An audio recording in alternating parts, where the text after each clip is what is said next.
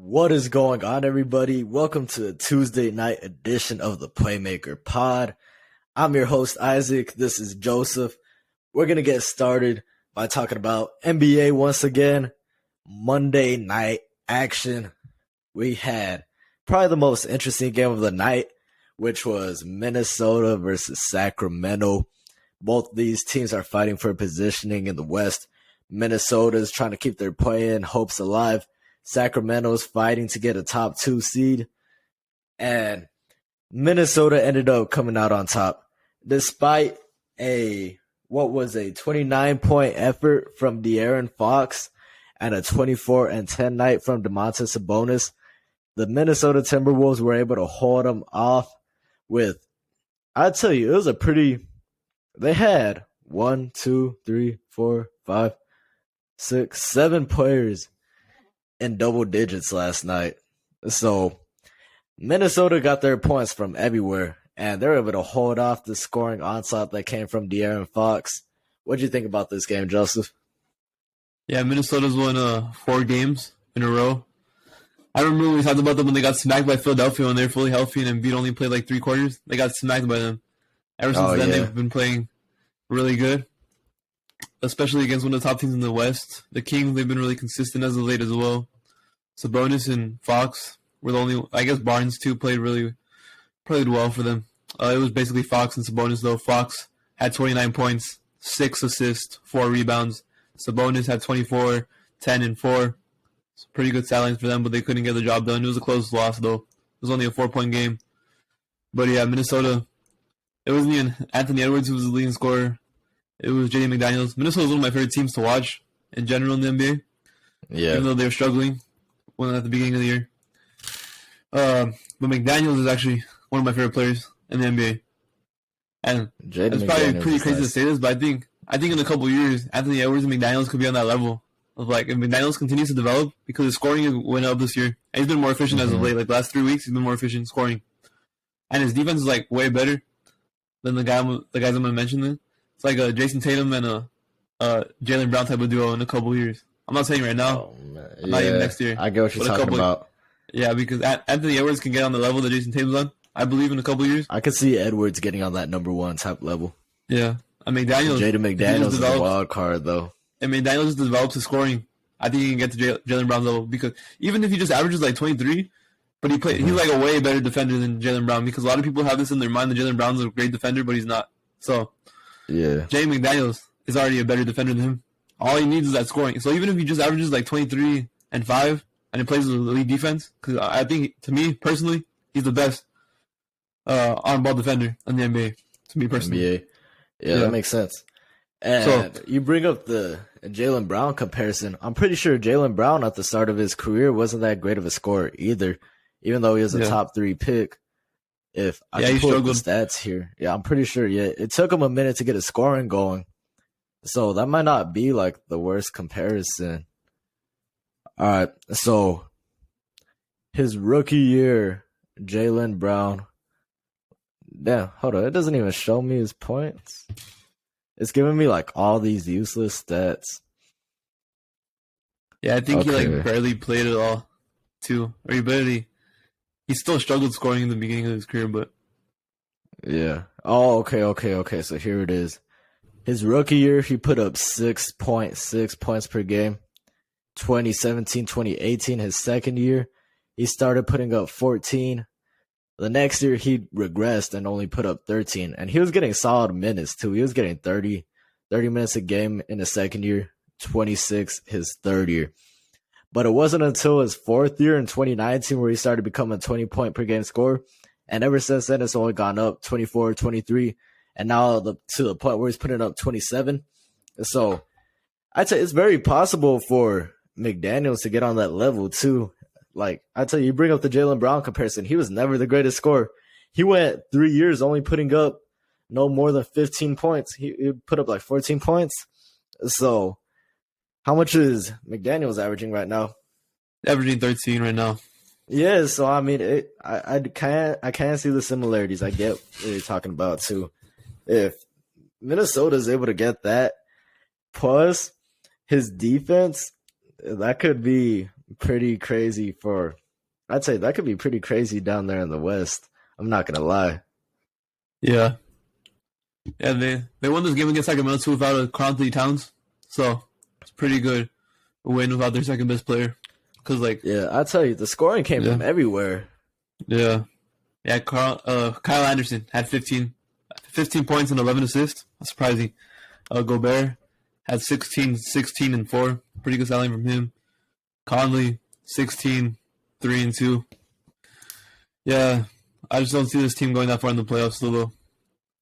They actually have a pretty good starting five. Like, when they're fully healthy, the starting five is like Conley, Edwards, McDaniels, Towns and Kyle Gobert. Anderson, and Gobert. And you have Kyle Anderson off the bench. And yeah, Naz Reid off the bench. Naz Reid's actually pretty good as well. That's a solid roster, too. They're a bit younger. Well, I mean, I guess Anthony Edwards is a bit younger. Yeah. But, I mean, still, they're a newer team that don't have too much playoff experience, really. You kind of saw that inexperience last year against the Grizzlies. But, no, they're definitely a fun team. I'd like to see them run it back against Memphis, to be honest, bro. That would be another fun series. Yeah, that would be. I believe they're sitting at the... Let me see the standings. Let me pull them up. They're probably like 7 or 8 right now, if I had to guess. Yeah. They're 6, actually. They passed They're Golden 6? State. Yeah. Oh, so Golden State's in the play-in right now? Yeah, they have the same record, though, so they can really go. Okay, yeah, so we can start switching around. New Orleans, you know what's funny is that New Orleans has won 5 in a row. What? Yeah, they won 5 in a row. Damn, yeah, I saw New Orleans climb back up in the standings. I'm like, okay, I don't really got to worry about New Orleans or anything. Damn, that's crazy. They're number 8 right now. Yeah, it's the Lakers and Oklahoma. But Oklahoma, yeah, you guys have the same record as Oklahoma, so it's really just a half a game difference. Is that including the loss today, though? I don't know. That might not be including the loss today. Because we're recording this Tuesday night, and at the time we speak, they just got beat by Charlotte, 137 to 134. Let me see. I can see if it includes the loss today. Hold up. PJ Washington dropped 43 on him. Oh, yeah, I saw that. PJ Washington dropped 43. Oh, my God. Yeah, it does count the loss today. So. Oh, so it is including the loss? Oh, okay. Yeah. Damn. Kai Jones puts up 3 points per game, 2.7 rebounds per game. Today, he came out, dropped 12 points, 14 rebounds. Who the hell are these guys? Look at this Charlotte roster. Look at the starting lineup. McGowan's. The only guy I know is PJ Washington. Like, the shooting guard, I don't even know how to pronounce this guy's name. I've never heard of this guy in my life. Let's see. You see what I'm talking about, right? Yeah, I know who that is, though. But I don't know how to pronounce it. I don't know how to say his name. I don't know how to say it, but I know who that dude is. He's been in the league for a little bit. He's like a backup, super backup. He's like a reserve, not even playing back, kind of. I don't even know that dude because of 2K. Or what? Because I don't know who this guy. I don't know this guy. I only know because of 2K.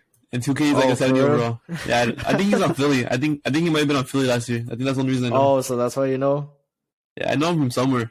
I know he's not in the Rockets though. Yeah, Kai Jones. Shoot. Yeah, some of these guys I know. James Bouknight, he only gets playing time right now because everybody else is injured. Not playing. James Bouknight. You see, I actually know him, but he hasn't really been doing too much. Even then, even right now, Charlotte doesn't have anybody for them, and he's still only dropping 6 points. Yeah, so. And then Theo Madeline, I know. He played in Oklahoma.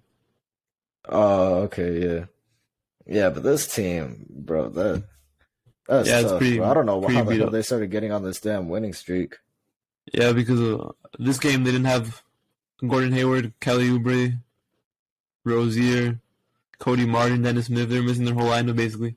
Yeah. Hold on, what the hell? Okay, so Oklahoma's got 2 Jalen Williams. Yeah, they got 2. And Jalen Williams. They're twins? No, they're just got the same name. They got the same name? They kind of look the same, though. No, they're not twins, though. They're different people. They're different people. Yeah. They kind of. It's because I just saw their picture and I see a black guy with some long hair, and then I look at the other guy. It's another black guy with the long hair. I'm like, Yeah. what? I kind of got confused. Yeah, the one who plays center is not that good though. The one who plays forward, he's actually like a top 3 rookie this year. So Oh, yeah. Isaiah Joe That's crazy. had a good game. They didn't have Isaiah Shai. Joe. Oh yeah. I only know who Isaiah Joe is because he was on it, Philly last year. He was like the 9th man and didn't play, and now he's Ninth man? actually like pretty decent this year. So Josh Giddey also went out there and dropped 31. He almost had a triple-double, 30-point triple-double. He was 1 assist shy. yeah, I wonder how good Chet's gonna be next year. It's gonna be basically like next year to me, unless there's like some random guy that breaks out, like Brandon Williams or something like that. The rookie of the year race is gonna be between Victor Wembanyama, Chet Holmgren, and what's his name, Scoot Henderson. Unless one of the other dudes in the first round, like the top 10, unless somebody just completely breaks out, like Brandon Miller from Alabama. He struggled in the March Madness, but I don't know how much you can take that into effect though for the NBA. So I don't know. I had Alabama as a potential championship winner, but all my championship winners are gone. The closest one I had was Texas, and they ended up disappointing too, unfortunately. I just want FAU to win just because it's like a surprising team. Underdog. That was so random, bro. FAU, they're like a 9 seed too. Either one of them, either them or San Diego State, bro. That's a shocker to me. One of them for sure is going to the to the championship. Oh yeah, pretty crazy. Either one of them, and then, oh man, I want to say the winner of the Miami and UConn game is probably going to end up winning the tournament, but man, too many people been sleeping on San Diego State and FAU. Yeah, I hope one of them wins. That would be pretty hilarious, bro. I could imagine FAU actually winning it, bro. That would be one of the craziest stories I've ever seen in March Madness. Yeah, that would be. It's better than seeing freaking Villanova, Duke, and Gonzaga every year. Yeah. Yeah. I'll take this. Okay. We need to get back to the NBA talk. So, I mean, that was pretty much the most important game. Bro, Monday night, the Mavs beat the Pacers. You know, we finally get a win to get back on track. Not really too much to get into there, though. Let's see. Nuggets beat the Sixers by 5 points. Harden and Embiid weren't playing. Both these teams. Actually, Denver passed Philly in the standings again. Yeah, because Philly lost 3 in a row. I haven't checked to see who the MVP favorite is. Yeah. They're tied right now. They're tied right now. Yeah, so it's going to end up being a tight race. But no Embiid, no Harden. Embiid was dealing with a calf injury. But, yeah, and then Harden still dealing with the same injury he's had for most of the time. But mostly important games actually just happened a few hours ago. Like Boston and Washington. We always like to talk crap about Washington and how nobody gives a damn about Washington and how they're one of the most boring and mid teams we've ever seen in our life. But they went out and beat a fully healthy Boston team. And they did that. Not only did they win, but they beat them by 20 points too. They put their foot down on this game. Despite Tatum's dropping 28 points on them. That was pretty crazy. Yeah, sadly for Washington though, I still don't care, and they're still mid. So, to me, they're still mid because they really are. It's just one game out of the whole season, so they're still mid. Yeah. What's the record? It's more concerning to see Boston drop games like this so hard, though. Yeah, it's more concerning for Boston. Yeah, like Boston has 20 more wins practically than the fucking Wizards. So they should be the ones up by 20. Like, if I would have seen Boston win by 20, I wouldn't have been surprised at all. We probably wouldn't even be talking about this right now. Yeah, these are the type of games that have me favoring the Bucks over them. These are the type of games when they lose like this. Like, they shouldn't be losing games like this. Like, this is bad. Like, even if you lose to a bad team, at least lose it. It's close. Like, yeah. You know what was bad? When Taj Gibson ends up getting 11 minutes. Oh, yeah. That's when they're really up. That's where they go. They really have a Taj good lead. Gibson ended up, bro. He dusted off his old man legs, bro, and got in there. Yeah. God damn. Denny Advisha put up a pretty nice stat line. I know he really likes him coming out of the draft. He's kind of developed, I guess you could say. He's a good defender, not really a good scorer. Not really. Yeah. He got the way he 25 was. tonight. Yeah, he has a pretty good 62% from the field. That's all. I mean, I He's guess more- it was all right.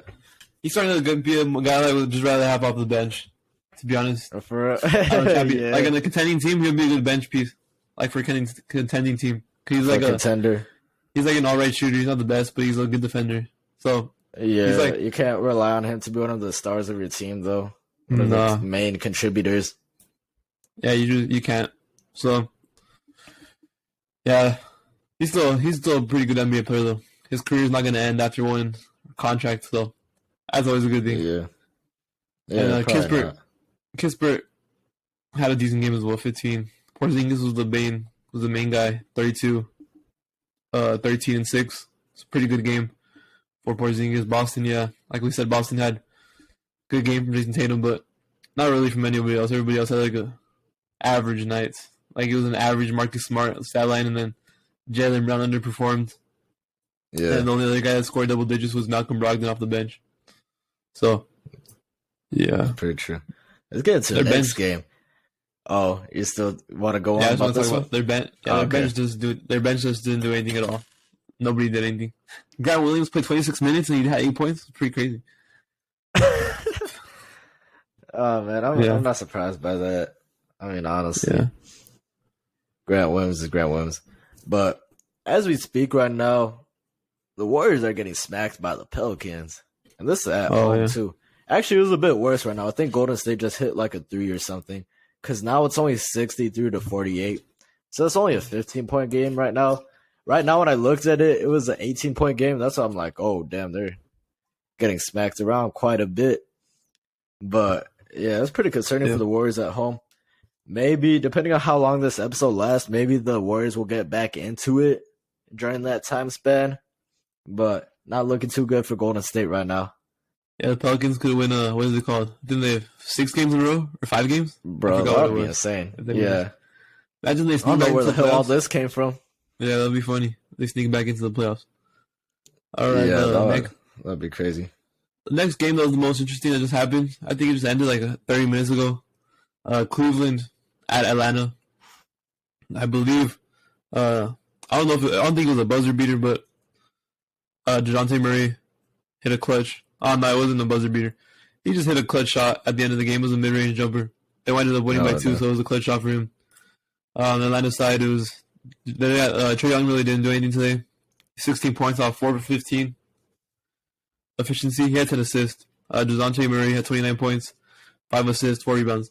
The problem I have with Trae Young's assist is it seems like Trae Young's trying to get assists. Like it doesn't seem like he's like a natural playmaker. He's like forcing it. Yeah, it seems like he forces it to average. It seems like he forces himself to average 10 assists, and he's not doing it naturally. Like the way some guys do it naturally. He doesn't seem like that to me. So it's kind of like Russ, where he'll get a bunch of assists, but he'll get a bunch of turnovers in the process. When I compare 6 turnovers this game, I'll compare him to one of the 2 guys that do it naturally, and it's Harden and Halliburton. Both of them do it naturally. Yeah.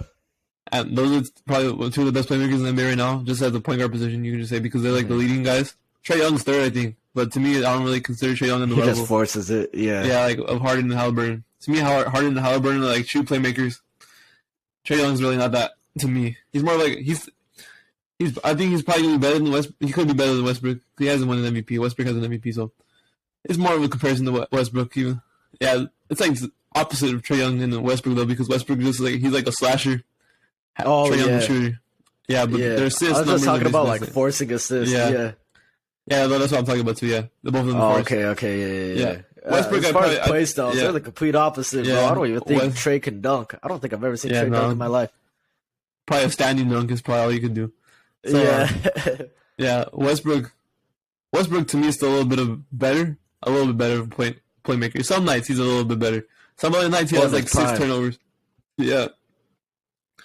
So, but Trae Young's not a terrible playmaker. Obviously, if he averages 10 assists, so but he's not like a natural playmaker. DeJounte Murray, though, Yeah. had the best night out of everybody. Onyeka Okongwu as well. 21 points, 9 Yeah, rebounds. pretty nice. 100% efficiency, except for the missed free throw, but that doesn't count. I think the real best player on the court came on the opposite end, though, with Donovan Mitchell. Oh, yeah, he You had see his 44. stat line? Yeah. Yeah, Lamar Stevens got 41 minutes. How didn't you know that dude played that much? Okoro has to be injured. Okoro's, yeah, he was out. Okay, yeah. Oh, okay, yeah. Jared Allen also isn't playing. Yeah, I was wondering why Lamar Stevens was getting minutes, but that's why, yeah. But yeah, their scoring just came from their big three. Yeah, it's their big three. Donovan Mitchell 44, Garland 27, and Mobley had 20. So it was basically their big three. 15 rebounds too. Yeah, 15 rebounds and 6 assists. Yeah, it was just that they really didn't get any help from anybody else. Caris LeVert has actually been pretty disappointing. It's probably just because it's gotten so jumbled up there now in Cleveland. Especially after they got Mitchell. There's just less shots. So LeVert's basically their sixth man, essentially. So pretty much. I mean, I don't think. Do they have anybody to start over him though? Nobody's gonna start over him. I mean, he still puts up a solid 12 a game, so it's not like he's terrible. Like he's terrible. Yeah. I mean, he's still a solid starter. Yeah, I think Okoro might. I don't know. No, Okoro doesn't start. Yeah, Okoro might start over him. I think their starting lineup might be when everybody's healthy. I think it's Garland, Mitchell. Oh, when they got Jared Allen too. Yeah, Okoro and Mobley at power forward, and then Jared Allen center, and then he's probably off the bench. Oh, okay. Yeah, I get what you're talking about now. I forgot they got Danny Green. Didn't play either though. Danny Green, Cleveland. Yeah, Cleveland. Oh yeah, damn. Yeah, I forgot about that too. All right, you want to get to the next one? Yeah, we can get to the next game. To here. All right, yeah. So Memphis barely squeaked by Orlando. It was a 5-point game. Honestly, didn't watch it. Actually, Orlando might have just padded their stats at the end because I was thinking the fourth quarter they outscored Memphis by 10. So I don't know. Orlando probably just made this game look a little bit closer than what it actually was.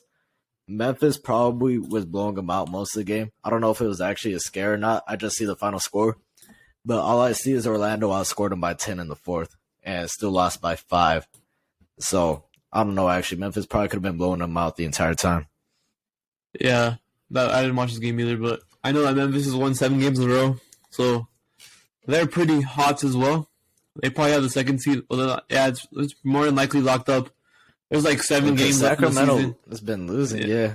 Yeah, Sacramento has 45 wins. They have 48. So unless Memphis starts losing a lot more, they have to go on a losing streak. They would have to lose like 3 or 4 games in a row for this to even be possible for Sacramento to pass them. So more than likely, they're locked into the second seed. So they're still they didn't have Ja. I don't think Ja played this game. He didn't. No. Yeah. Desmond Bane was a leading guy for this team, though, tonight. Yeah. Jackson cooled down. I know Jackson was going off the last couple of games. Oh, yeah. Tillman had a decent game. Xavier Tillman had 20 points, 9 rebounds. Tyus Jones had 7, 6, and 8. A pretty decent stat line. Yeah, Desmond Bane was really the star of the show for Memphis, though. He had 31, 4, and 5, and 3 steals. So, pretty good night. He did have 6 turnovers, though, so. Oh, damn, yeah. As far as Orlando goes, we don't really need to talk about them anymore. I've kind of hyped them up a bit, but that's not till the future, though. I mean, we all know this year they suck. They're not going to do anything. So there's no reason to really get into them. They're relevant heading into this time of the year, if I'm being honest, bro. There's no point to talk about them. Yeah, it was just really Wagner and Paolo that showed up anyway, so.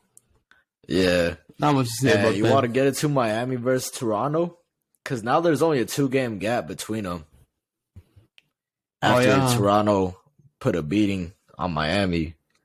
Oh, Miami plays back-to-back against New York tomorrow too, huh? That's tough. Oh, shoot. Yeah. Miami and Toronto are probably the 2 teams. They play you hard all the time whenever you play them. Yeah. It's always going to be a challenge. Yeah. It's always going to be scrappy. Had 4 guys in double digits. Oh, 5 guys. 4 of the guys in the starting lineup. They had 3 guys over 20 points. Scotty Barnes, 22, 12 assists, 7 rebounds. Siakam had 26 points, 9 rebounds, 5 assists. And OG Anunoby had 22 points, 3 rebounds, 5 assists. So, pretty good night for them. Oh, yeah. One thing I got to mention, though, is that Jimmy Butler didn't play for Miami. Victor Oladipo was starting for him.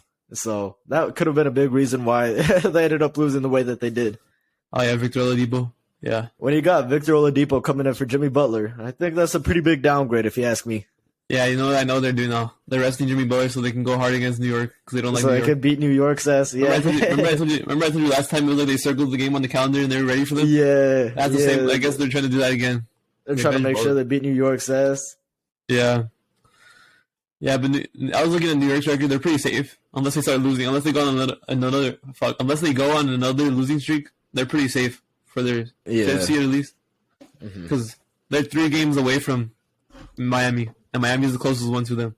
Because I don't think Brooklyn's also up there too. Oh yeah, I don't know how much wins Brooklyn has. Brooklyn's also got 40 wins. It's a 3-game difference too. Yeah, they're probably safe unless they go on a losing streak. Yeah, that's the only way they would have to go on a losing streak. Yeah, especially if they beat Miami could kick it off with a win tomorrow night. If they beat Miami tomorrow, New York's pretty much safe to me. Yeah, I think so. They beat Miami, they'll pretty much lock up that number 5 seed. Yeah. Nobody really did anything on Miami either. Yeah. Just to bring that up, it was really just Tyler and Bam. Nobody else scored. Kevin Love, 3 points, 1 for 5. The only thing that Kevin Love's brought in to do is shoot, and he can't even do that, so. Yeah, his defense is still a liability, too. Yeah, like Siakam was giving him that work all night, so. Yeah. So, I don't know what Miami was expecting. But, yeah, they had a pretty solid road trip. They got to travel all the way up top. First, they got to leave all the way to Canada. Then they got to stay in New York the next day. It's a pretty tough road trip for Miami, especially a team that's used to the warm weather. That Florida weather. Going up north is probably pretty tough for them right now. Yeah, just to keep give an update on the Pelicans and Warriors game. Score is 71-57 Pelicans. So it's still a 15-point game. They have 8 minutes left in the third.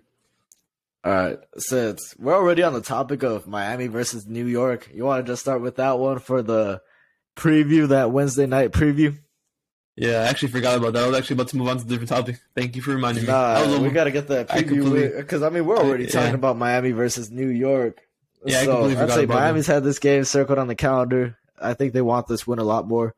New York, they could pretty much. I'm not gonna say they will, but it's almost a lock. I'd say unless something terrible happens to New York where they just start losing. If they beat Miami, they'll be pretty much a 5th seed. So I'm gonna go first. I think Miami takes this game. I don't see them losing back-to-back in the North. I'm going to go with the Knicks. You're going to go with the Knicks? Yeah, I think Miami wins. They bring back Jimmy Butler. I think Miami needs this win more. Miami takes this one. All right. Okay, next game was pretty easy pick. Milwaukee at Indiana. Unless Indiana actually beat them last time they played. So yeah. It could be an upset. You never know because Milwaukee's been shitting. They've been shitting on these bad teams the last couple of games. This is a mediocre team, more like not a shitty team, but a mediocre team now. They'll probably win again. So I'm picking Milwaukee. I got Milwaukee. Another big game if the guys actually play in this game. Dallas and Philadelphia. I'm only going to pick Philadelphia if Harden and Embiid play. They're both questionable. More than likely they will play. More than likely. So yeah. I'm expecting Embiid to have a big game just because of Embiid. When the last time he played against Phoenix on Saturday. Stopping him. Yeah, on Saturday he got shit. He didn't do shit. He was inefficient. So I'm assuming he's gonna come out pissed. Yeah, I'm assuming he comes out pretty good, especially since he had like a 3-day break. Yeah. And Harden, I think Harden's finally gonna come back too. Harden hasn't played in a week. He hasn't played since last Monday night. So yeah, I'm probably gonna go with Philly. If they have Harden and Embiid, if they don't, I'm going to pick Dallas. All right, yeah. So my mind says Philadelphia should win this game. But as we saw last time, these two teams played. If Dallas could get it hitting, they could start hitting on all cylinders. And there's nothing that Philadelphia can do about it. So I'm going to get Dallas with this game. My mind really does say Philadelphia should win this game. Yeah. But I'd say Kyrie, Luka, they start hitting on all cylinders again. Tim Hardaway starts popping off if he plays. the Mavs don't shoot 81% from the field as a team again. So yeah, Luka and Kyrie don't combine for 80 points just on their own. Yeah, even if they combine for 80, I'm fine with them combining for 80 points, but the rest of the team didn't shoot for 80. The whole team shot 81%. It wasn't even them. It was just fucking. I remember that watching that game. Hardaway couldn't miss. Christian Wood couldn't miss. That was nobody missed. So, yeah. Yeah, we'll be watching this game tomorrow. This one's gonna be in Philly, though. Yeah, I'm gonna still go with Dallas. Oh, it's in Philly. I think Dallas needs this win a lot more. Dallas, Philly actually needs this win. Philly needs this win too. They've lost 3 in a row. It's pretty. They don't need it as much, but they need it to kind of like. Dallas lost to the Hornets back-to-back times. You think they don't need this damn win? You saw Luka at that press conference. I didn't say they didn't need this win. I just said Philadelphia needs a win too. Both of them need wins. Okay. I get you. Yeah. Yeah, I gotta go with Dallas, though. Yeah. All right. Those are our picks for that game. And then Houston and Brooklyn. I'm not gonna pick Houston again. I want to go with Brooklyn. He said, I'm not gonna pick Houston again. Watch, they're gonna win this game now. They're gonna win this game. I already know what's gonna happen. They're gonna fuck. I'm not gonna pick them though. I'm still picking Brooklyn. All right. Lakers and Bulls. A shutdown for the year, bro. Oh yeah. Yeah, that was a wasted trade for them. Yeah, that was. Fuck. Okay. Next game, Lakers Bulls. You know, I'm actually gonna change my mind about this game because I was going with Chicago because I thought Chicago really wants to beat the Lakers. But I know Pat Bev was a little disrespectful to LeBron last game. And LeBron's probably going to be the starter in this game. Better not let that slide, I'm going to pick the Lakers to win this game. Damn, okay. I want Chicago to win. Oh, yeah, me too. I just can't pick them right now. I would definitely want them to win. Hold on. I need to see what type of streaks these two are on. Okay, so Chicago's lost 1. Okay, and then Lakers, I'm pretty sure it's like about the same. Yeah, they're both on a 1 game. The Lakers also get more. They got 2 days off, so they got more time off. They're in Chicago, though. I don't really think that means anything for Chicago, to be honest with you. Yeah, you're right. I think it would have been a bigger advantage for okay, here's what I meant. If it was in LA, I would have seen a bigger advantage for the Lakers. Oh yeah, it a bigger advantage. In Chicago, they don't have an advantage. I don't really think it's an advantage for Chicago, but it's not a disadvantage for them. Like if they were going to LA, that would have been a disadvantage. They don't have a disadvantage, so it's more even right now. And Chicago's fan base right now, it's going to be a lot more Lakers fans at that game because it's probably going to be a packed house because the Lakers are coming to town. So. Oh yeah, for sure.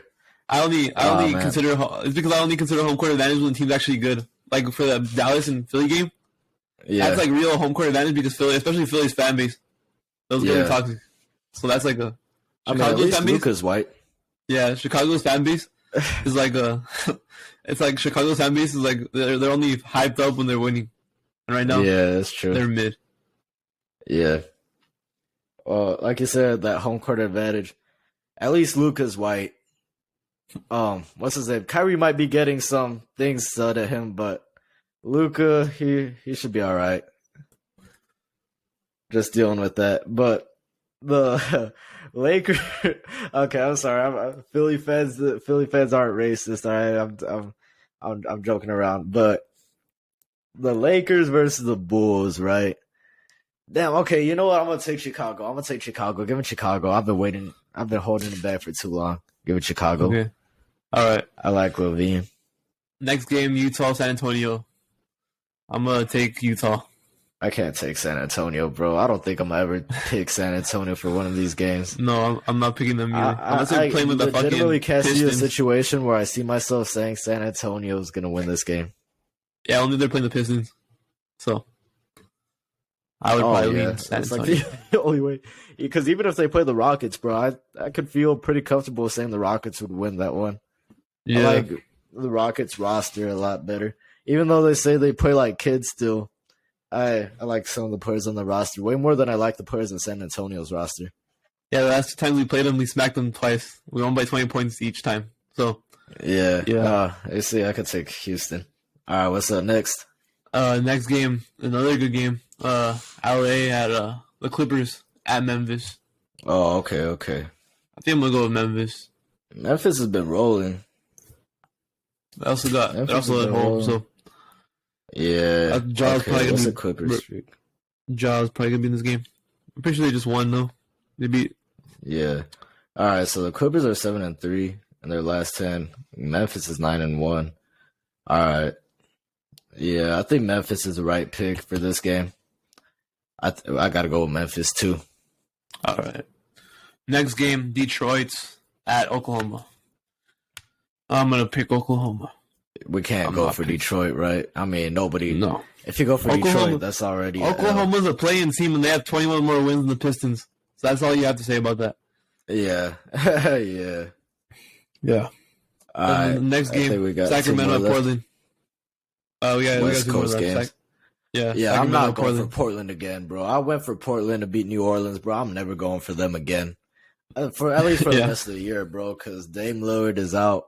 I got no reason to go for Portland anymore. They disappointed me so hard last time. I got genuinely no reason to ever go for Portland for the rest of the season. And I'll be glad when they're sitting at home for the playoffs because, I'm done with these guys. All right, I'm picking Sacramento. I'm not picking against Sacramento, especially Portland. All right, Minnesota at Phoenix. Oh, this is a tough. KD comes back to this game, doesn't he? Oh yeah, I forgot about that. Yeah, This is still a tough game for me to pick. These are like 2 of my favorite teams to root for in the West. But I like Minnesota. I'm gonna go with Phoenix. Actually, Minnesota's only 2 games behind them, bro. Yeah, 1.5 games actually. Yeah, that's pretty crazy. If Minnesota wins this game, bro, they can move past Phoenix. Yeah, that's they have a legitimate yeah, shot to move past Phoenix. And, give me Minnesota. Give me Minnesota. All right, I'm gonna pick come out hungry Phoenix. for this one. You got Phoenix? All right, I'm going to take Minnesota on this one. I really hope Minnesota wins this one. All right. I was rooting against Minnesota before because they were a playing team, but now I'm rooting for them to beat the Suns. Yeah. All right. Yeah, I'm going to go Phoenix. And Phoenix. All right. All right, so those are our final predictions for Wednesday night. Yeah. March 29th. Yeah, now we've been talking a lot about Jokic and Embiid recently, so we're going to talk about our top 10 centers of all time. We're gonna both list our 1 through 5, and then we're gonna say why we picked each of them, and then we're gonna do 6 through 10 separately. You want to go first? Man, we could just get number 1 out the way real quick. Yeah. Both of us, we got Kareem, right? I got Kareem, you got Kareem. Yeah, I just want to bring. Sure. Yeah, I don't know. There's some guys where I'm gonna bring up the accolades for, but I'm not gonna bring up Kareem's accolades. It's pretty straightforward. All I'm gonna say is that Kareem, for me on my all-time list, all-time of everybody, he's number 3. So. All players, yeah, all-time. So he's just behind LeBron and MJ. Yeah. All right. So we got number 1 out the way for both of us. Number 2, we're going with another guy who is known for his time in Los Angeles. We're going with the big man. Big, strong man, Shaquille O'Neal. Some might think this is a bit too high for him. I think Shaq definitely deserves top 2. Shaq, I'll tell you, bro, 3-peat with Kobe Bryant. He was a part of one of the greatest runs ever. He was the most dominant player, physically dominant player in his era. Like, literally, who could you stack against him that would be able to guard him? Like, during his time. Like, bro, this dude was just dominant. Him and Kobe made a great 1A. He ended up winning number 4 down in Miami. I'm still mad about that one, but Shaq, throughout his career, one of the best centers in the NBA. I don't think anybody could deny it. From the moment he stepped on the court in Orlando, he was that guy. So, Shaquille O'Neal, number 2. Number 3, we're going with the guy who broke damn near every single record in the record books. You go down the record books, you see this man's name all over it. Most points scored in the game, most rebounds in the game, most average points in the game, most average rebounds in the game. We're going with Mr. Wilt Chamberlain. 100 points in a single game, man. Think about that. I don't care who he was playing against back in the day. 100 points in a single game. That's what Wilt Chamberlain was able to do. If you see something like that today, that would be completely absurd. I'm not talking about 2K, but it's 2K numbers right there.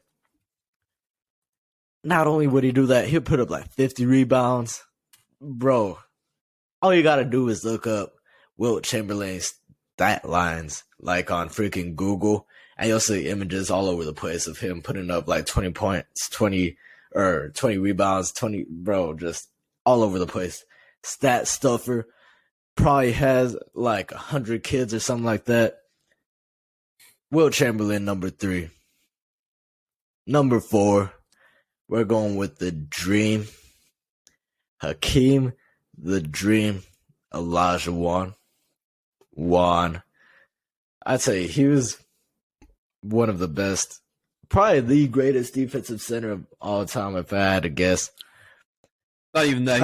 I'm going to save it for when I talk. I'll just save it for when I talk. Okay, yeah. Yeah. Greatest defensive center of all time. I mean, bro, you're not scoring on him. He won back-to-back, right, when Jordan was out? Yeah, I'm pretty sure he won back-to-back. Okay, yeah, just want to confirm that real quick. He won back-to-back championships. I mean, of course, I was when Michael Jordan was out, but I mean, you got to take advantage of those years anyways. Hakeem the Dream Olajuwon. Some may consider this too low, but honestly, the other two deserve it. There's no disrespect against Hakeem. Still one of the greatest of all time. Hakeem Olajuwon, number 4. Number 5, we're probably going with the second greatest defensive center of all time. This man also played in Texas. I'm talking about David Robinson, the Admiral from the San Antonio Spurs. Won 2 championships at the end of his career. That was mostly because of Tim Duncan, though, I'm not going to lie. But David Robinson still got his 2 rings. One of the greatest defensive centers of all time. Well known in San Antonio. Well respected for his time down there. I'd say David Robinson, top 5. There's some other centers that you might want to consider above him. I really love David Robinson, though. I really love his game. I'm going to still put him top 5. So that's my list right now. I know you're probably going to come destroy my arguments with your analytics and stuff. Me putting Hakeem at 4, I know that probably gets you angry inside. So, I mean, go ahead, drop your list. Yeah, number 2, I have Hakeem Olajuwon. He spanked. What did I say? What did I say? He spanked 3 of these guys on this list I have on my list. He spanked 3 of these guys in the regular season and in the playoffs when he played them. So, first of all, Shaq, he spanked them in the finals. It was a sweep, and Shaq's team was better. I'm going to just let you know, because all Hakeem was working with, he was working with washed-up Clyde Drexler. Like, Clyde Drexler was already, like, in his late 30s. So, yeah, other than that, it was like Kenny Smith, and he was not that good either. So, he spanked him in the finals. He also spanked Patrick Ewing the year before that in the finals as well. And he would always spank David Robinson in the finals. The time that David Robinson actually won his championships was when Hakeem was actually gone, basically, from the league, when he was already old. Oh, yeah. And washed up already, when Hakeem was already in his down years. But when they were both in their prime, David Robinson couldn't get past Hakeem Olajuwon in the playoffs. He got spanked by him every time they met up. Hakeem, to me, is not only the greatest defender, greatest defensive big man of all time. I think he's the greatest defensive player of all time. He has like the most 10 steal, 10 block games by anybody. And he's not like the Rudy Gobert now where you can't defend the guard. You can defend anybody on the court. It's not like that. So he can defend everybody on the court. Michael Jordan's even said this is the guy that he was scared of the most to play when he was playing. And that's great to hear from Michael Jordan. Especially when in this era there was a lot more physical than it is now. So, yeah, to me, he also has some of the best footwork. Only person that has better footwork than him probably is number 1, is Kareem. Yeah, he had the most points scored ever. He probably had the best footwork out of every big man. But Hakeem, for sure. Second. Hakeem was also was able to score efficiently. Not really. He was a mid-range scorer and a paint scorer, not really from 3. He could hit 3. He was a better 3-point shooter than like Shaq. Not much to say, but he's still a better. Not as good. not as that good, but he's not as bad as Shaq. Not saying too much. He's like in the middle. Okay, he's not like he's like a below average shooter. Not like terrible, but not amazing either. So, yeah. So Hakeem Olajuwon, my number 2. on this list. And then number 3, then I got Shaq. Yeah, Shaq, obviously, one of the greatest centers of all time. He's probably the 4th best player for the Lakers franchise. Probably only behind Kobe, Kareem, and Magic. You could probably argue him over Magic. I saw those 3 guys over him in terms of Lakers greats. But yeah, he's crazy, a 15-time. Bro. That's genuinely crazy. He's like the 4th greatest Laker, but the 3rd greatest center. Yeah. Yeah, that's pretty crazy.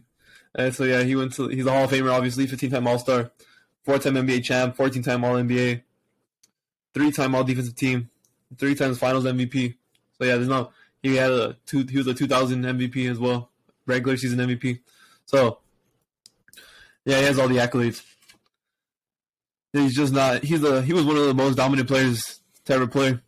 Seen the highlights of him posterizing people. He shattered glass, shattered the backboards. His defense, not as good as Hakeem's. His footwork, not as good as Kareem's. So those are kind of the reasons why I don't have him over those guys. And Hakeem also got him in the finals.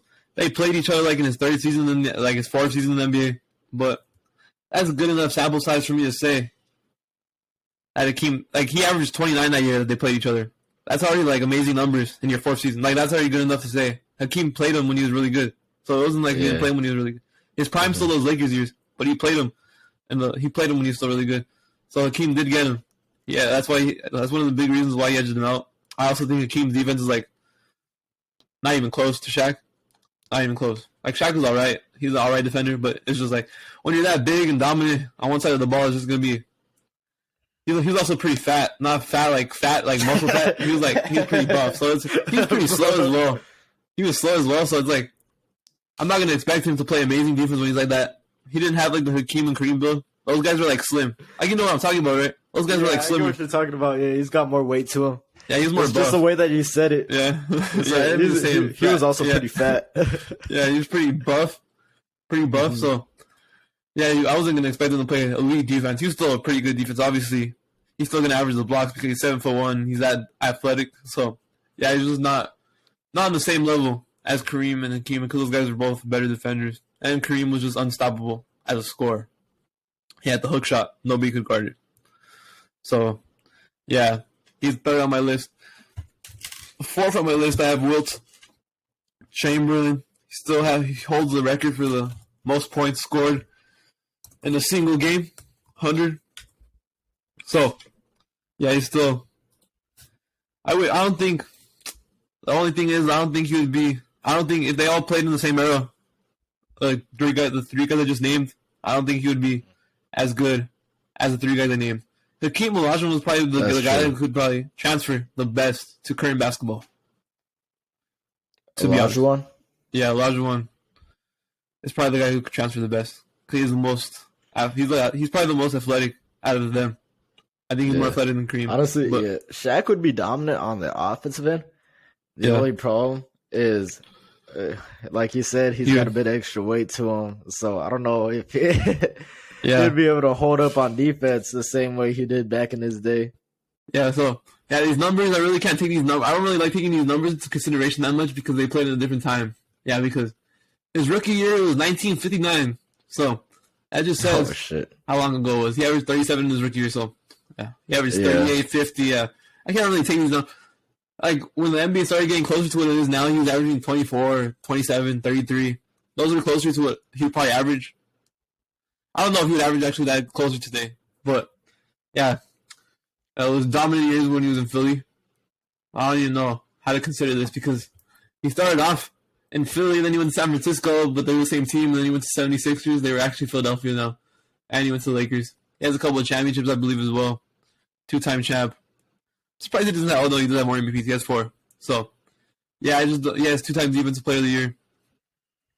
Yeah, he's one of the best players of all time. I just don't think I can put him over the 3 guys I just named.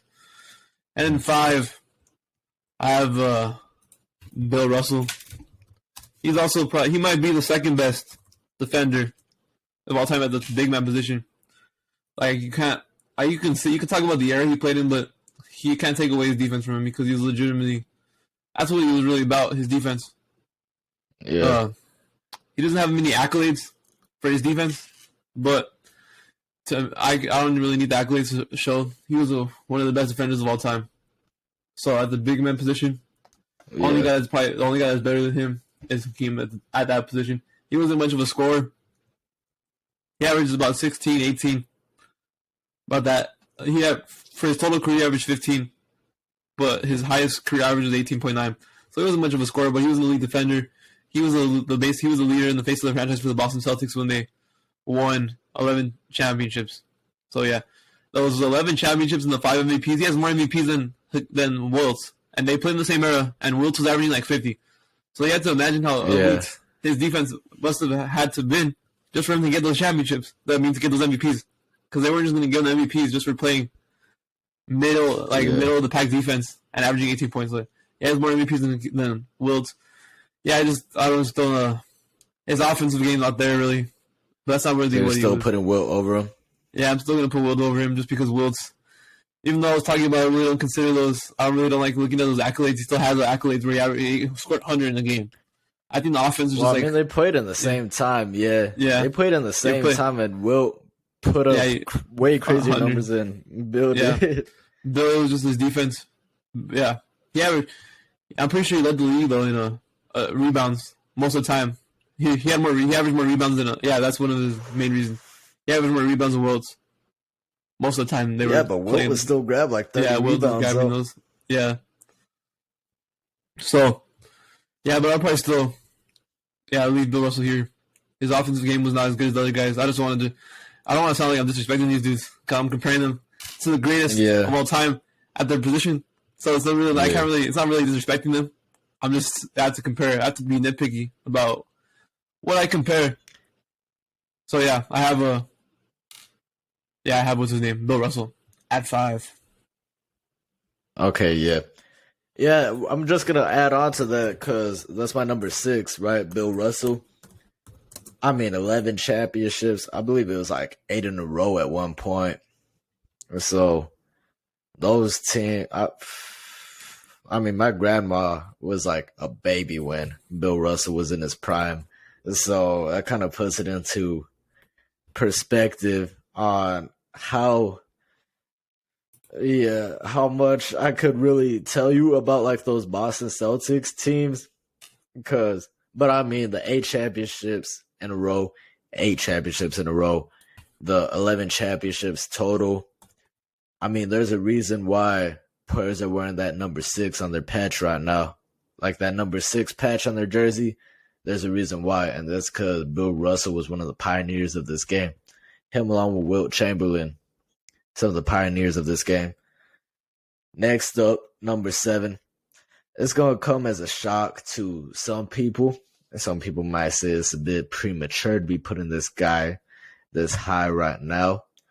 But number 7, I got the man out of Denver, Colorado, the Rocky Mountains, the Joker, Nikola Jokic. Now, I don't really think people understand how crazy it is to win back-to-back MVPs. Now you throw in the type of playmaking that he has. He's definitely a better. I mean, this is because of the era too, right? But way better shooter than anybody else here on this list. I'm gonna just point that out. I mean, I can't really put him against these guys because I mean, Bill Russell, was there even a 3-point line when he was playing? Like, I don't think so. Kareem, he had no reason to be shooting threes. None of these guys had any reason to be shooting threes. So it's not like it's some crazy thing that he's the best shooter here.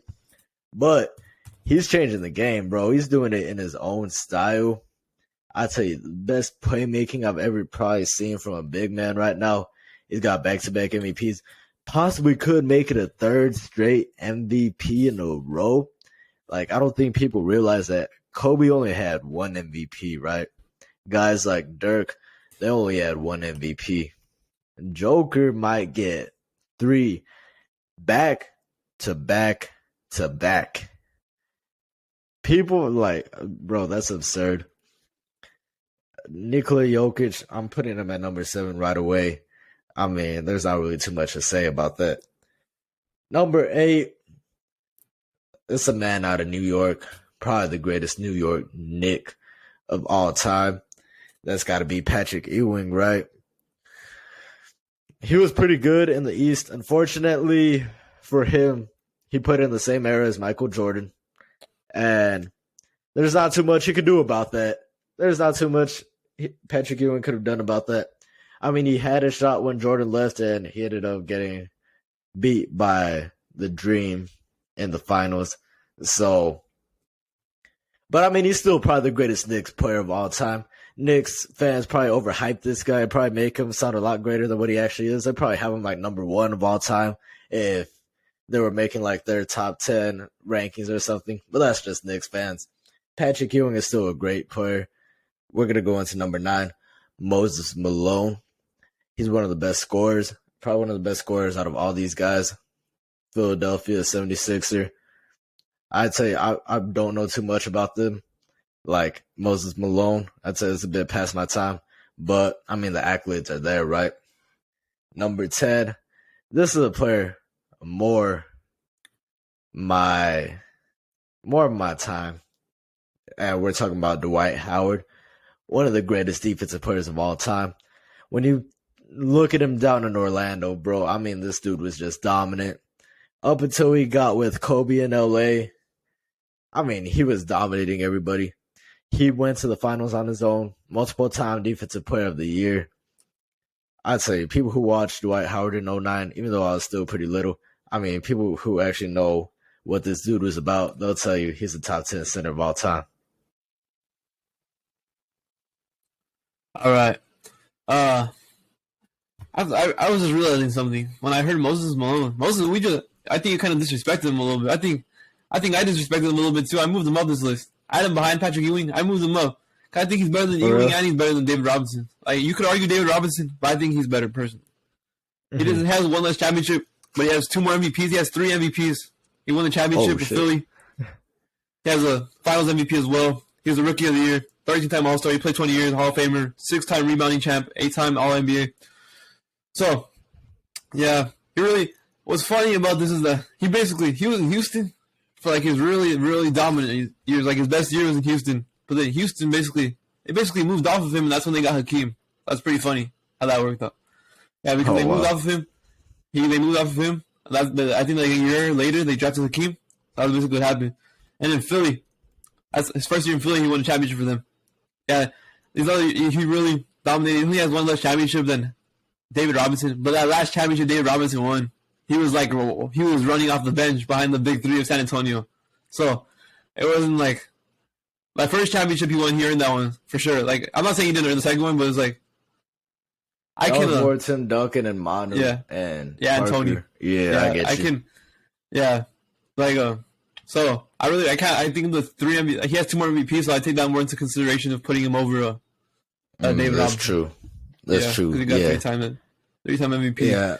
I mean, I kind of explained that on my thing, right? It's like, I didn't really watch this dude play too much. So if I disrespected him, I mean, you could call me out on it, bro, because I'm not that old. I'm not that old, bro.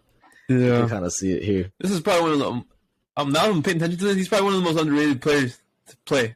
Because I don't really hear his name brought up at all.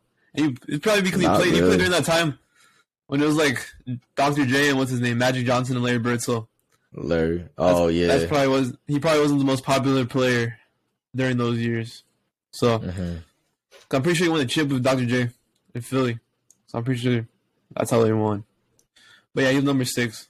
I moved him up. I was disrespecting him a little bit too. And next, now I have the guy that Hakeem dominated in the playoffs every time they played. David Robinson. Next up here, we got David Robinson. He only played 13 years in the league. I believe he was in the military before he got into the NBA. So that's why he started. Yeah, he was in the military, so he was in the Navy, so he didn't play his first 2 seasons, but he was eligible to play. He started playing when he was 24, only played 13 or 14 years, around there. Yeah, there was a 10-time All-Star, MVP, Rookie of the Year as well, 8-time All-Defensive Team. 2 chips, 10-time All-Star. He was a scoring champ in 94. Yeah, he's just another great big man, but he's just not I don't think he's as good as the top 6 guys they named. You could maybe argue Moses Malone, but yeah, he couldn't. Like, he would probably, if he could have beat Hakeem one of those years, Hakeem would probably be lower on this list, and he could have maybe been higher than Hakeem. But Yeah. yeah, he just didn't. He wasn't able to. So that's probably another reason why he won his first chip, I believe, in Tim Duncan's rookie year. It was either Tim Duncan's rookie year or second year. It was one of those things. Yeah, I forgot what it it was. was pretty early. Yeah. Yeah, it was.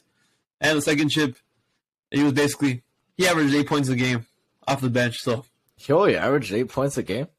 yeah, the last year. Yeah, That last one? Oh, wow. Yeah, I thought he was contributed 37 years more. old. So yeah, I can't expect him to be having that much. But Yeah. that last chip. That's why I put Moses Malone over him, because he was like, yeah, he played 64 games for the team. He was there for the team still. He was an efficient bench player. He averaged 8 and 8 off the bench, so it wasn't terrible. But it's just like Malone had 2 more MVPs. That's probably puts him over. David Okay, Robinson. I get you. And then number 8, I'm actually struggling with this one. I have to search up something real quick. I'm between Ewing and Joker, but I'm probably going to have to go Joker just because Ewing doesn't really have the accolades yet. He doesn't have the accolades at all compared to Joker's already has 2 MVPs. Ewing doesn't have any of that. He has 7-time All-NBA, Rookie of the Year, All-Rookie, 3-time Defensive Team of the Year, 3-time Defensive Player of the Year, not Defensive Player of the Year, All Defense. So yeah, it's not anything. He doesn't have any of those big accolades. Joker's already got, the Joker already has, 2 MVPs, he's won back-to-back. Battling with Embiid again this year to see if he can win 3 in a row. So, yeah, those 2 MVPs, he hasn't really played that long. He doesn't have longevity yet. Like, if his career ended next year, like if he never played again next year, after next year, then yeah, I could probably, yeah, Ewing would be higher than him just because he only played 5 seasons. Or how many seasons did he play? He played 5 really good seasons. Really, really good seasons where he was at elite level. So, yeah, he could have, the last 5 years, that's when he basically has been on this level. So, yeah, if Ewing, if you stop playing next year, then so, but Joker already has 2 MVPs. Ewing really didn't have any accolades close to that. He's also another player that couldn't beat Hakeem Olajuwon in the playoffs. So, yeah, they couldn't.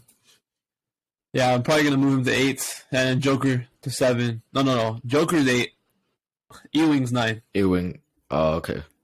And then my last player as well is Dwight Howard, another underrated player. He was one of the best defensive big men as well. He was 5-time All Defensive Team, first team, 3-time Defensive Player of the Year, 8-time All NBA. Yeah, he was 5-time rebounding champ, 2-time blocking champ. Now he has the NBA championship, but it's not like the NBA championship's really not gonna. He just rode off the bench. Yeah. Yeah, it's not gonna move me. It's probably, how much did he average that season? 7. Boy, I don't know. 7 points. It's worse than Duncan Robinson's year. Or David Robinson's year. So, Duncan Robinson. yeah, not Duncan Robinson. Yeah, that's a big David difference between David Robinson and Duncan Robinson. It was a worse year when David Robinson was running off the Spurs bench. So I'm really not gonna, because that championship doesn't move me. Because like Embiid could just win an MVP, and he's like continuously being All NBA, and his MVP is going to be more where an MVP that Embiid wins, if he wins MVP, it would mean more to me than the championship, just because he rode off the bench. Like if Embiid rode off the bench at the end of his career, if Embiid never won a championship in his prime, and he won one off the end of his career, then I'm not going to really consider that. But it's like, yeah, because those champions, they're still there. Like obviously they won a championship, but it's like not when they were like at their all-time level. So yeah, I was going to name some honorable mentions. If he would have done it in Orlando, that would have been way more impressive. Yeah. Yeah, he would probably be over Ewing if he did it in Orlando, but yeah, Ewing doesn't have that many accolades, but he just played in a time where it was pretty tough to be a big man because he played with Hakeem and David Robinson and Shaq a little bit too. He did play. Yeah, he played against Shaq in the finals. Well, not Shaq in the finals. He played against. I think he played him in the playoffs a couple times. They played each other when they were at their high level. So yeah, but I would probably still take Ewing. He was in the same era as Jordan too, so that's not going to help you at all. Yeah, I think Ewing's peak level of play was better than Howard's play. Okay, so and honorable mentions: Dikembe Mutombo and Joel Embiid. Joel Embiid, if he wins an MVP, he's tied right now with Jokic. So if he wins MVP, he still has a couple more years to win MVP. Like next year, he could win MVP still if he doesn't win this year. So by the end of his career, Embiid could probably pass. What's his name? Howard, at least. Even Ewing. He could probably pass both of them if he continues to play at the level he's playing. Especially because the last couple of years when he's been playing at this level, he's been pretty healthy. So if he stays at this level for a little bit longer, like for about another 4 or 5 years, he'll probably pass Howard and Ewing. Probably the Joker too. Like if he were to win a championship, let's say Joker never wins one, you can pass the Joker for being like the best in his era. Yeah, so right now we're winning. They'll probably, more than likely, I would bet on it for Embiid to be probably in the top 10 by the end of his career. I would bet on it. Yeah, personally. For sure. I would more than likely bet it'll probably happen more than it won't happen. So, yeah, Mutombo's one of the best defensive big men of all time. He just doesn't have the offensive side of the ball as much as these other guys do. He was one of the best defensive players of all time, though. He has 4-time defensive player of the year, 3-time blocking champion, 2-time rebounding champion. He just wasn't as dominant on the offensive side. So, yeah, because some of these guys, they were pretty decent defenders. Like, you know what's funny? Mutombo's best offensive year was his rookie season. It's pretty funny. That was his best year offensive. Oh, wow. He never got better offensively. Nah. He averaged 16 in his first season, and then he averaged 13. And he averaged basically 14 in his second year, and he never reached those peaks again. Oh, so, God damn. Yeah. Yeah, but he has longevity, though. Damn, I forgot. He played with the Rockets until he was 42 years old. That's crazy. Holy shit, bro. God damn. What year was that? That was a fucking injured backcourt right there. Because he had fucking Yao Ming and Dikembe Mutombo. Oh, God. Yeah. Pretty injury prone, especially Mutombo in his later years. I forgot that Mutombo played in fucking, what is it called? Houston? In Houston. He played in Philly. Oh, shit. He could have won a championship in Philly. But, yeah, it wasn't. The Lakers stopped him. So, yeah, those are my 2 honorable mentions for the big man. And then, we're going to get into our next topic here. We're going to get into the, what is it called? To the NFL portion of the show. It's not going to be as long as it was last episode. But we're going to talk about Lamar. Lamar, he announced on Twitter that he requested a trade a while back ago when he was going to get tagged. He didn't feel like they were giving him the money he wanted.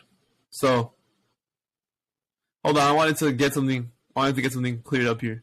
It says that the Warriors went on a huge run, and they're not down that big anymore. They actually came back. So, how much is it right now? Let me see.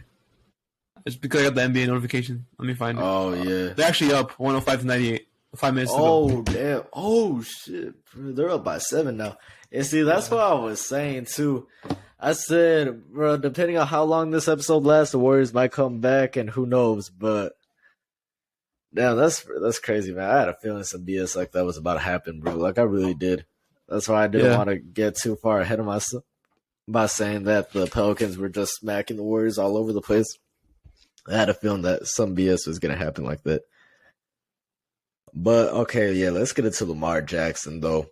So Lamar Jackson, he announced on Twitter that he requested a trade from Ravens because they weren't meeting with him, they weren't matching his value.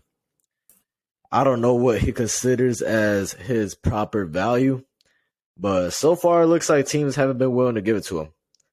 But I read yesterday that the top teams here, I actually have the screenshot right here. I know Atlanta was number 1, plus 250, like on the Sportsbook, FanDuel. Oh, actually, DraftKings Sportsbook for the next landing spot for Lamar. I'm not sure where the Ravens are on this list. It didn't show it.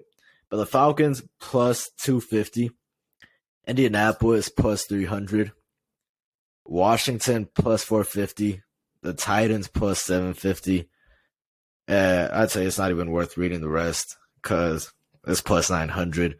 That's a crazy long shot. I wouldn't even consider the Titans, really.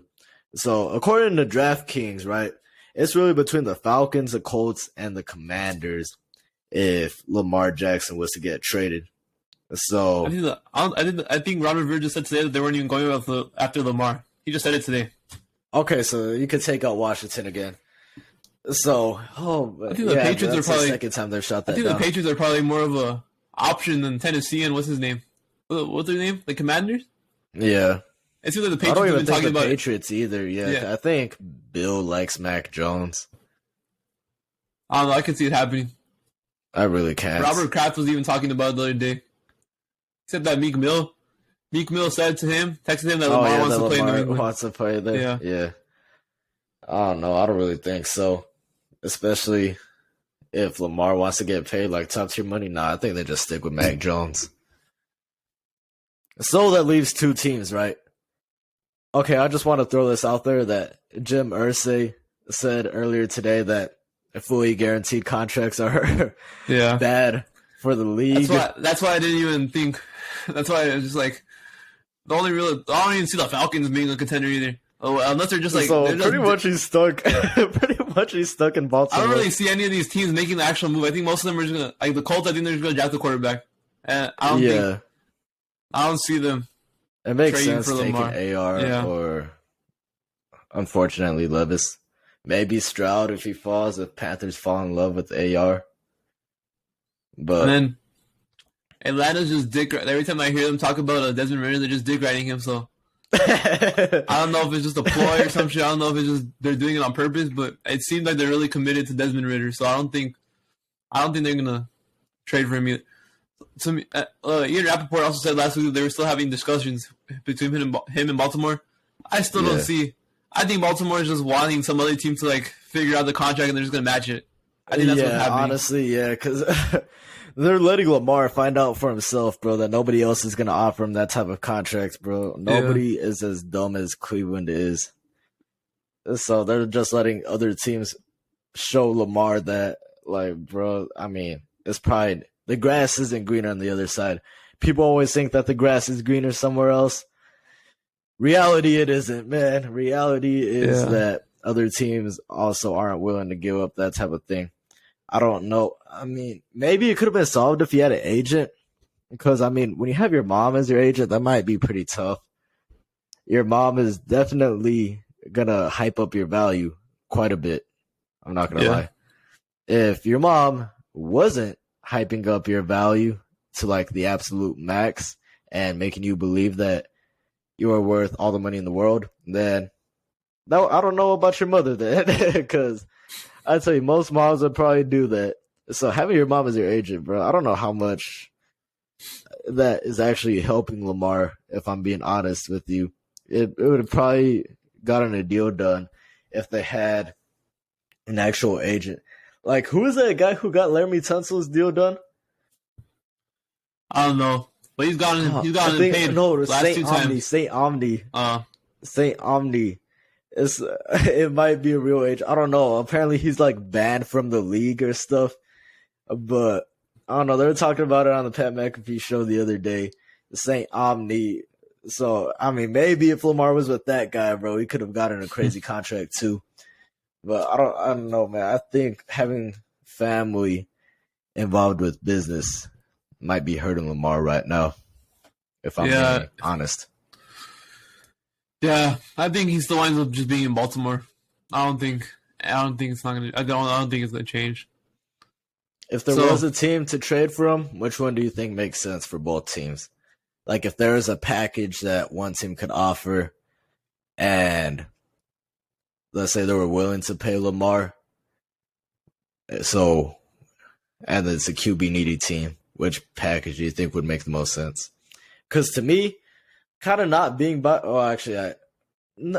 even on a non-biased level, though, I feel like the Colts would make sense, right? Because the Ravens automatically jump up to top 4. AR is probably going to likely be there. So the other teams can't offer that. I mean, you could trade him to New England. You'll get, like 11? So you might still have to trade like another asset to move up in the draft, probably with like Arizona or something if you want a QB. With Indy, you get that pick up front. Plus, you'll probably end up getting an additional first the next year. Maybe even like a player on that end too. So if it's up to me, like even on a non-biased level, right, I think Indy makes a lot of sense. And then I'd say from Indy's perspective too, you've been needing a QB all this time. You keep on going with old people QBs. I know Carson Wentz isn't really old, but I mean, you get the point. He's pretty bipolar. So now you get a consistent QB that's won MVP already. you already have Jonathan Taylor in the backfield, bro. So that could be a crazy rushing attack with both of them. So that's honestly the both. Like, if he was to get traded, I'm not saying I think he will get traded. If he was to get traded, though, I think Indy makes the most sense for both teams, if I'm being completely honest. I think Indy makes the most sense for in terms of the package. The team, well, for Lamar, the team I would like to see him the most with, like the team that I would want to see him the most with, is either Tennessee or New England. I think those teams are built a lot better, especially New England. I think he would do some nasty work with Bill Belichick in New England. The only thing I have a problem with New England, though, that I don't even know whether if they wanted to do this, they should just do it because they shouldn't be entertaining it and not doing it because it's just fucking shitty for Mac Jones. It doesn't help Mac Jones. They would have Jones. to trade him Mac Jones too. Yeah. If they're just doing this to just do it and to get publicity, like the way Robert Kraft said, like what he was saying the other day about Meek Mill texting him and all that stuff, they shouldn't be saying that stuff unless they're actually going to do it. Because you're just like making it worse for Mac Jones. Because last year Mac Jones already had a tough year because he had the fucking worst coaching staff in terms of offensive coordinator and quarterback coach I've ever seen put together. So it's already there. And now it seems like they really don't believe in him if they're entertaining this. Because like the other teams, like the Falcons, they're not even entertaining it. They're like, oh yeah, we're 100% committed to Desmond Ridder. Same thing with the fucking with the Commanders. Oh yeah, we're 100% committed to Sam Howell. Like Ron Rivera made it clear that Sam Howell is probably gonna be a starter next year. Yeah. All right. Yeah. So now one thing Shane Steichen did say in his interview. I mean, he didn't give like a clear answer, but I mean, he didn't give a definitive no like Rivera and Atlanta did. I mean, he said they're doing their due diligence on all players. So I'd say that's a much better response than the other two. They asked him specifically about Lamar Jackson. Yeah. He said, yeah, we're doing our due diligence on everybody. So yeah, it's just easier for the Colts to do that because the Colts shut it down. The Colts just have like no quarterback even on the roster that's even like worth anything right now. So the Colts don't have to give a shit. They can say whatever they want. So like the Falcons, like the Colts don't even have a quarterback that's actually I don't think they have any quarterback that would be comfortable even playing a game. Like what Sam Ellinger even on the is he on the roster still? He's on the roster, bro. Even then, I wouldn't even want to start Sam Ellinger. So it's like, the Colts the Colts. They don't have to worry about it. They can get away with saying that. Yeah. They don't have to worry about it. Yeah, they're committed to Desmond Ridder, so they wouldn't want to do that. Tennessee has New England. I don't think New England should have been saying that, if I'm being honest. Yeah. Here's the thing, though. What if Baltimore isn't interested in Mac Jones? Well, they would have to give up like an extra pick, and then what happens to Mac? Well, this really just determines Lamar can just sign a contract offer, and they either have to trade him or not. It's the same. It's as simple as that. So he can, if he wants to go to New England, he can sign a contract with New England, but they would be forced to trade with him, or they just match his contract and he plays with them for the rest of like the next 5 years. It was tough because I remember Lamar and Jeff said they're gonna get a ring out of me. Well, I don't know if they're gonna get a ring out of you. So because right now it seemed like the most likely team to ever out of all these teams, the most likely team to trade for him would be Indianapolis, and Jim Irsay is already saying, bro, like it's not gonna be fully guaranteed. So I don't know what he's thinking. I could also see the Falcons just completely gaslighting Desmond Ridder, and they're actually doing Lamar. Imagine, I could see that happening too. Yeah. Atlanta's actually probably a good fit too. They added a lot on their defense. The receivers, I really don't know the receivers still because Drake London really didn't do much in his rookie season. So, and then Kyle Pitts also. He had flashes. He did have some flashes when they did get him the ball, but I wouldn't like give up on London yet because he did show moments where he could be that number one guy. Yeah, it's just I don't know what Arthur Smith is running over there. So yeah, that's true. I don't know how Arthur Smith's getting this much time to work with the Falcons. Nah, for real. For real. He's getting that Zach Taylor treatment, and the only reason Zach Taylor has a job is because of Joe Burrow. So Zach Taylor is not that good of a coach. His job got saved because he got Joe Burrow. I don't know where Arthur Smith's going to get saved by because his offensive play calling is not special. Yeah, it's not. I'd say unless Desmond Ridder becomes the next Jalen Hurts, bro, that's the only way it could happen. Arthur Smith is probably going to get fired next year if they don't make the playoffs. That should probably be locked in. That's going to happen. Atlanta fans better hope so. I don't think you can get him. I don't think you can get another year if they don't make the playoffs. because their defense has been terrible, but they haven't had actual players on their defense, so you don't know yet. And then their offense has basically just been run oriented. What the hell they're running? Yeah, they just run the ball. Their running is actually pretty good. It was with Cordell Patterson and Tyler Algier, the rookie. Mm-hmm. So it's not that bad, but it's like I don't know how he got this much time as a coach. I guess they're not like they haven't been doing terrible. The only terrible year they really had was that year that they got Kyle Pitts in the 4th year, with the 4th pick. That was a terrible year. Like last year they got Drake London like an 8 or something. So it wasn't the most terrible year. Still pretty bad, finishing in the top 10. Worst teams, but they improved though, and then it seems like they improved again this year. They had a shot to win the division, even though it was the weakest division I've ever seen. They still had a shot to win it. Yeah, so he's probably getting fired this year if they don't make the playoffs. So yeah, it's a make or break year for him. If it was a make or break year, you'd think you'd want to trade for Lamar, but I guess not.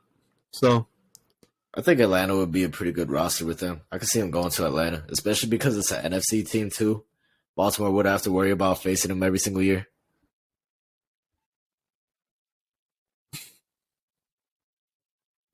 All right, you're good? Yeah, I'm good. Okay. No, it's because for a minute it looked like you were lagging. All right, bet. Yeah, that's what happened to me. Got me scared for a minute. That happened at the beginning of episode 2. You started lagging. And just glitched out. Okay, yeah. Okay, I kind of got worried for a bit, but we're good. Yeah. All right, you got anything else to say, or you want to finish off the show right here? We can talk about what is it called? Just a fun thing that ended off with that the NFL approved now that players can wear 0. I'm pretty sure the first player that can wear 0 that's going to wear 0 is Calvin Ridley. He announced it. And what's his name? Michael Parsons said that he's going to change his number to 0. To 0? Yeah. Michael Parsons? Oh, shoot. That's pretty crazy, bro. I thought number 11 was pretty nice on him, but... Yeah. OBJ is probably going to switch to 0 too. I just saw his tweet right now. Oh, yeah. So wherever he signs, he might end up wearing 0? Yeah. Oh, we got to talk about OBJ. He actually met with in Arizona with the owners' meetings. He met with the Ravens, Jets, and Giants, and the Rams. He met with those teams. So... Ravens, Jets, Giants, and Rams. Oh, okay. Yeah. He really went there for the Ravens. That's what I saw from Josina Anderson. Oh, okay. He really went there to meet with the Ravens. And the Rams too. Sean McVay said that they were really interested in getting him back to return to the Rams. But I don't know how interested he is. Only way, it would just be so stupid if he just went back to the Rams after all this time, after everybody's trying to figure out where he was going and he's fucking signs with the Rams. That would be the fucking most anticlimactic thing ever. That'd be pretty hilarious. Yeah. But the Rams are way more down bad than they were when he first signed there. The only reason I could see him sign with the Rams is just because he already knows the offense. And he already, and he wants to just live in LA. Yeah.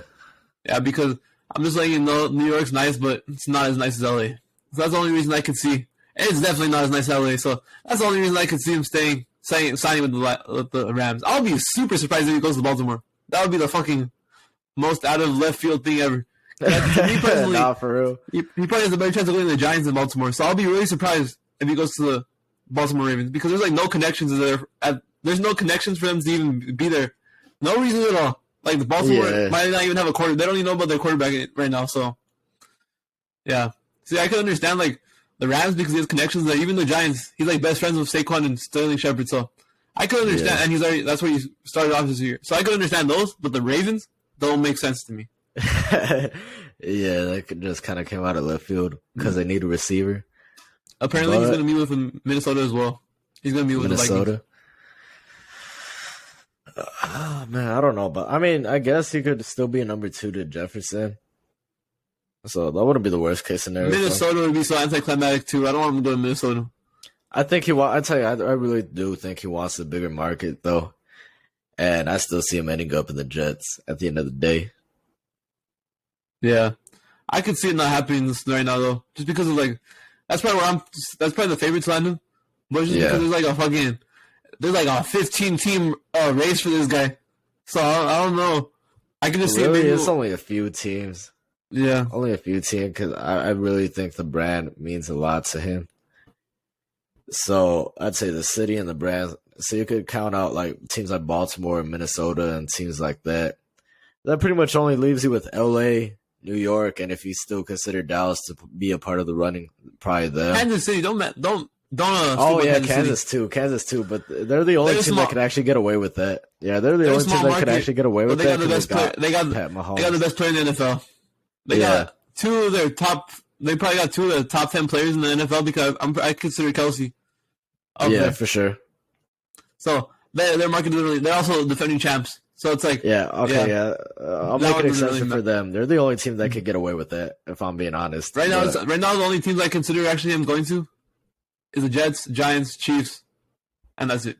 I don't consider any of the. I think the Giants are like out of left field too, but I think they have a better chance than most of the other teams. Probably, yeah. They have a better chance. I don't think he's going back to the Rams. I think that was just Sean McVay just saying stuff. But Sean McVay just saying stuff. I just think it's probably Jets, Kansas City, Giants. Those are probably in that order. It's probably like that. Because the Cowboys, I don't think he goes to the Cowboys already got anymore. Brandon Cooks. Yeah.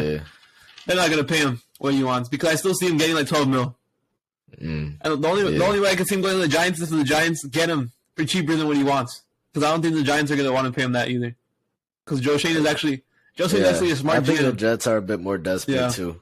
The Jets are more desperate. The Even Jets the are Chiefs, because the Chiefs, the Jets are desperation for everything. Yeah, they got the best. They can beat the Jets with fucking Kadarius Toney as the number 1 wide receiver. That's how good the Chiefs are. So it's not like they're not desperate. So they're not that desperate. Yeah, they've never been a desperate team.